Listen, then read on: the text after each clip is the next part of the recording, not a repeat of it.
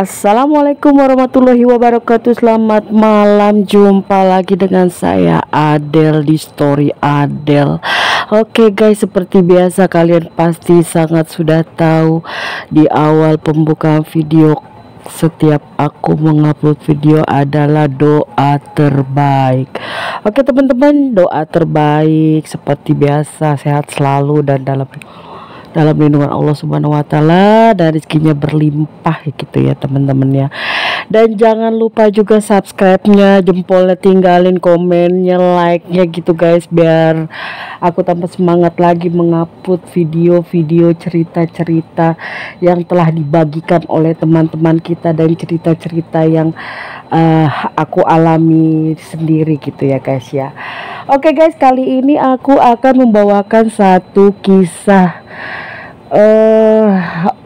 teman aku yang pernah mengalami hal-hal yang horor ya guys ya. Cerita horor ini adalah cerita dimana semua orang pasti mengalaminya guys ya.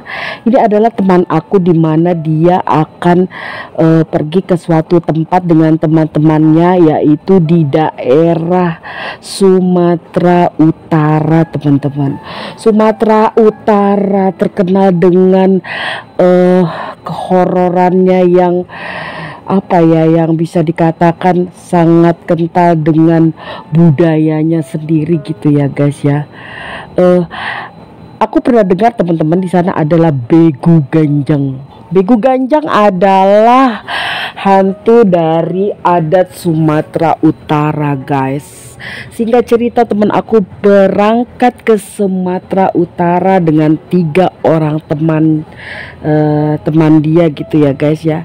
Sesampai di sana mereka ingin menuju ke Danau Toba. Teman-teman, Danau Toba begitu indah ya guys ya. Ketika mereka sampai di sana, mereka menyewa penginapan dan di sana mereka menginap, bermalam di satu cottage ya, hotel kamar gitulah gitu ya guys ya. Dan mereka satu kamar adalah bertiga karena mereka cewek semua gitu ya guys. Dan kenapa tiba-tiba di sana itu dia sudah berpikir ada sesuatu yang beda.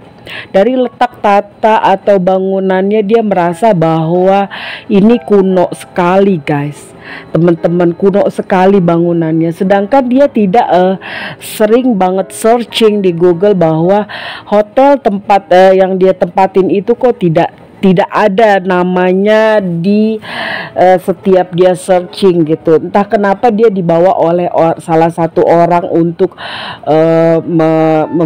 mengajak mereka menginap di situ dengan biaya yang sangat murah gitu ya teman-teman ya. Nah, ketika itu mereka dapat kamar 107.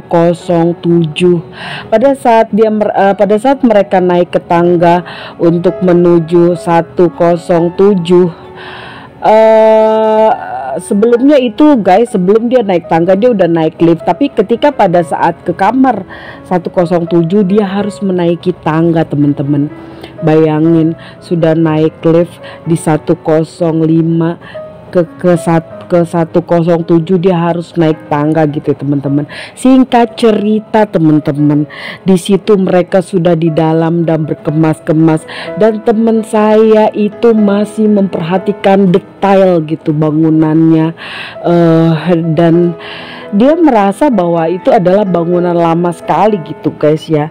Tetapi teman saya itu bilang ke temennya bahwa kalian merasakan gak sih apa yang dia rasakan gitu kan, yang teman aku rasakan, bahwa ada sesuatu yang sangat menarik dan unik dari bangunan yang akan mereka tempati itu ya guys ya, dan yang akan menginap di situ.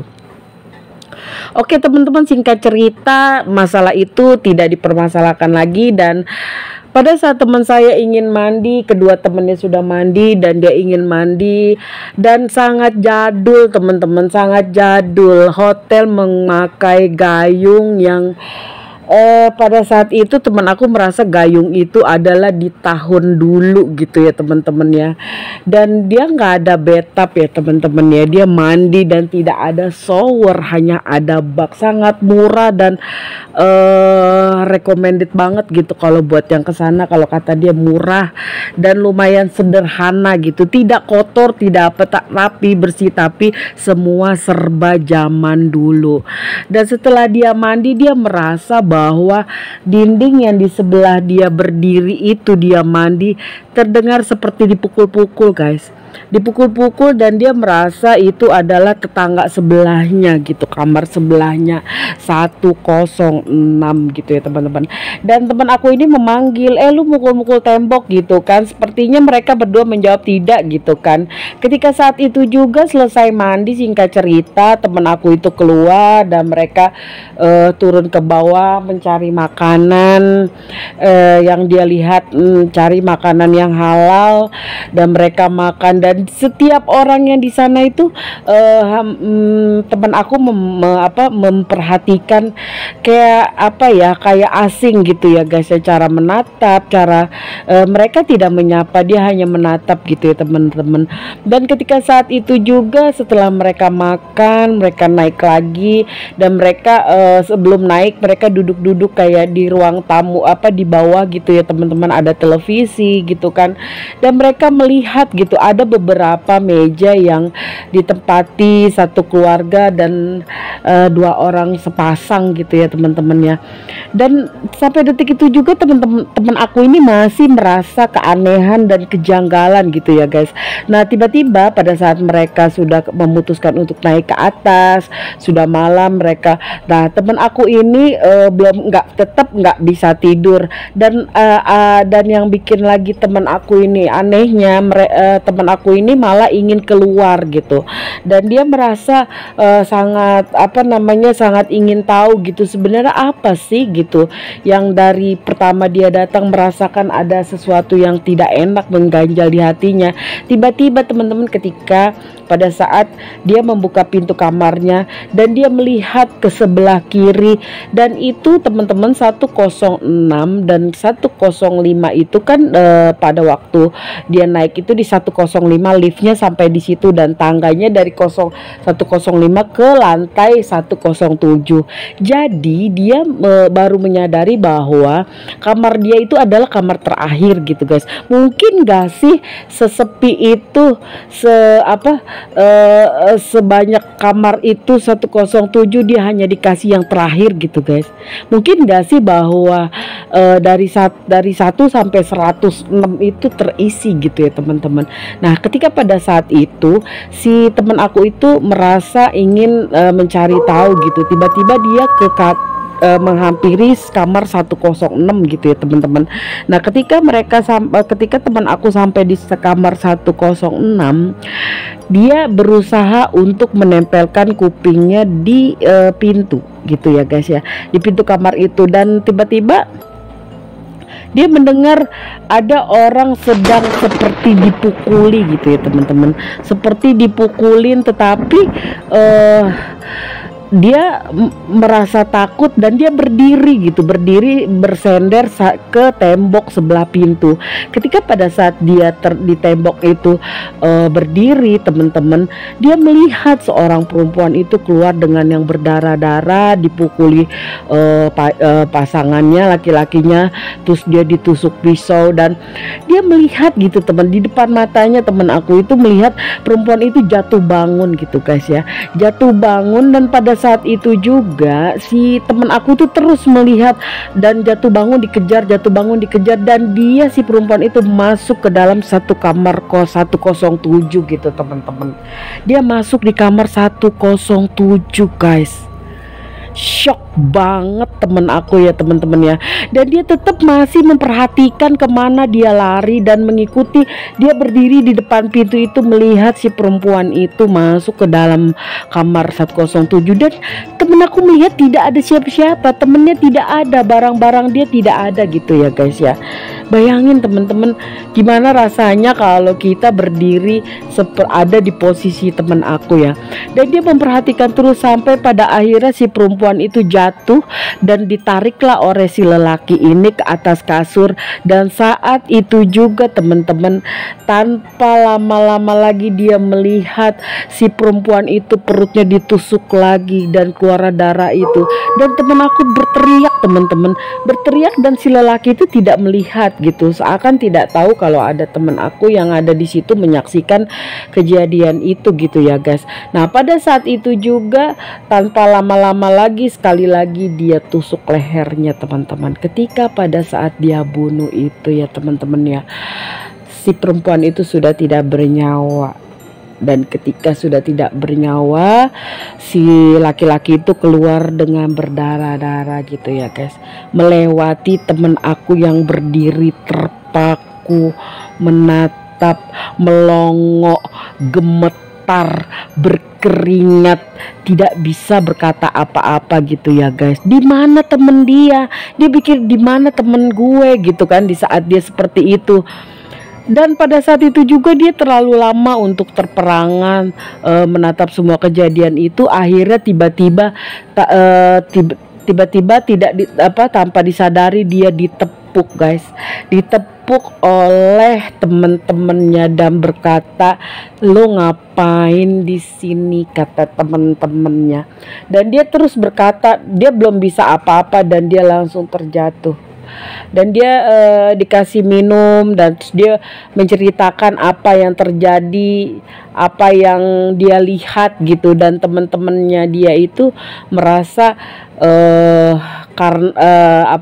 tidak percaya gitu ya, karena tidak sedangkan mereka itu aman-aman aja di kamar gitu ya guys. Dan akhirnya teman aku memutuskan untuk berkemas keluar dari situ. Anehnya tidak ditemukan lift ketika menuruni tangga 106 dan 105 sampai di 105 ya guys. Dan mereka ingat sekali bahwa dia itu di 105 keluar dari lift dan dia dituntun menaiki ke 107. Ternyata teman-teman di kamar 107 itu adalah di mana pernah terjadi pembunuhan. Dan kamar itu sebenarnya tidak boleh ditempatin gitu. Dan sebetulnya teman-teman, hotel itu adalah cuma fiktif teman-teman, cuman hayalan, cuma halu dia bertemu dibawa oleh seseorang gitu. Itu adalah jin ya guys ya. Dan ketika mereka berusaha untuk keluar, akhirnya temen aku berdoa, temen yang lainnya juga berdoa, akhirnya mereka bisa keluar dari tempat itu gitu ya guys. Tiba-tiba dia keluar dari sebuah kayak bukan hutan sih ya, kalau hutan lebat banget gitu ya, saya kayak satu perkebunan pohon-pohon gitu ya, bukan perkebunan pohon-pohon gitu. Dan mereka berlari dari sana sekencang-kencangnya, dan itu ternyata adalah tanah kosong yang penuh dengan pohon-pohon yang tidak pernah disentuh oleh warga situ ataupun penghuni situ gitu ya guys ya. Nah setelah itu teman-teman, dia teman aku dan temennya selamat.